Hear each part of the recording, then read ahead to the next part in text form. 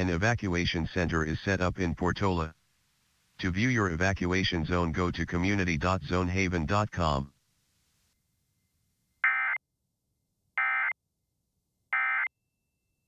You know, we've been doing this a long time, and Rodney, our executive chef, he actually put this together, and we've been practicing this a long time. Him and I, we go on the road a lot, and we do a lot of these gnocchi classes, and we've taught a lot of people how to make the gnocchis. I think a lot of people love gnocchi because it's such a peasant dish. Yes, you know? yeah. But it's always a first course in Italy, right? It is. That is a first course. Yeah. Well, that came. Well, you know, in America, we tend to eat pasta as entree, but as you know, in Italy, they tend to. They're first courses. Yeah. And you know, and you don't want to like beat this to death. You know, it's like pancakes, right? Yeah. If you beat pancakes to death, they become tough. So we just kind of want to make it. So now, how do you know you have enough flour in it? Because I know I have a trick for that. Okay, what's your trick? My trick is that you just take a piece of this and just make a little ball, and then you throw it in a pot of boiling water. Oh, wow. If it holds together, you're good to go. If it doesn't hold together, you need more flour. Yep.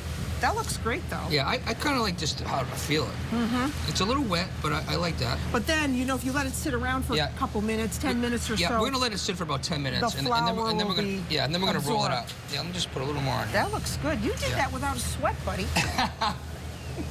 Well, you know, a lot of it is measuring properly, right? You got to start with the right thing. So. All right, that looks great. Yeah, so we're just going to let this sit for a good 10 minutes, and then we're going to roll them out, and we're going to cut them. Okay. So now we have it. We've been sitting here for about 10 minutes, right? Look at that beautiful thing. It feels like a baby's bottom. It's really important to understand how the touch. Yes. That's how I cook. So now what we're going to do is we're going to cut a piece off. Can I cut a piece too? Yeah. All right. Good. You cut a piece off. Okay, let me cut a piece. I just want to show you that. Look at this. Look how beautiful that is. Looks good. We just made fresh pasta in 10 minutes. All right. So that's how now we're just going to roll it out. Now you told me that you have to roll it so that it's all the same size, obviously. Because let me show you the finished product so you can see. This is what we do. Now you have to have the finished product to be the exact same size. Look how these are perfect. Okay? Yeah. Because you want them to cook at the same time. So if one was big, one was small, one would be mushy, one would be al dente. So we want all of them to be the same. Okay. All right. And I'm just getting a little flour. Okay. Yeah. That's all. You just put a little flour. It's okay if I cut mine aren't perfect, but you know, I'm just going to cut them the way I do them at home, and you do them like we do them in the restaurant. Yeah. So we just cut them. Because this is a restaurant, so we have to.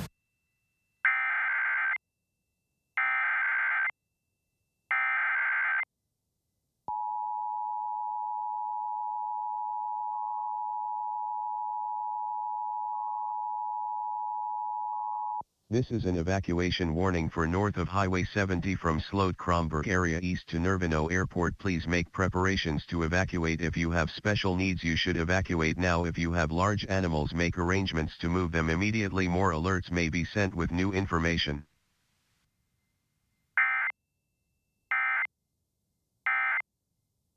Party's in the kitchen. Right. So it's that way.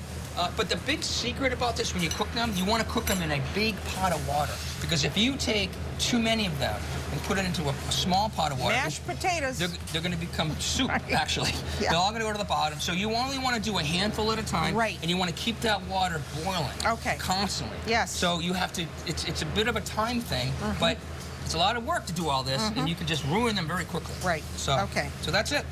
So you want to go make a sauce? Yeah, so just see how I did them with the little indent. This is the old way. Yeah, that's how my Nana would do them, just like that. Yeah, just like that. But this is very clever just to do them for the restaurant because you're going to serve a lot of these. Yeah, that would take us a little bit longer. Oh, yeah. You know, so this is how we do them. And all right, so we've made a bajillion of these already, haven't we? Yes, we have a whole bunch. And now I want to make a sauce. Now, you can make any sauce with these. So you can do pesto, bolognese, you can do a marinara, you can really do anything. But today we're going to do like a white wine, wild mushroom, truffle That sauce. Sounds delicious. So let's get the with stuff butter, ready. of course. With butter. We need butter. Yes. Okay. All right, good. All right, let's go over to the stove. Yep.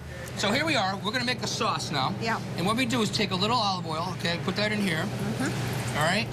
And nice and hot. It's a nice hot pan. You always want to make sure your pans are nice and hot before you start. Now I'm going to take a little garlic. Now, we use very little garlic at Davios. I know a lot of people think that Italian food has a lot of garlic. It really doesn't. We go through very little garlic at Davios.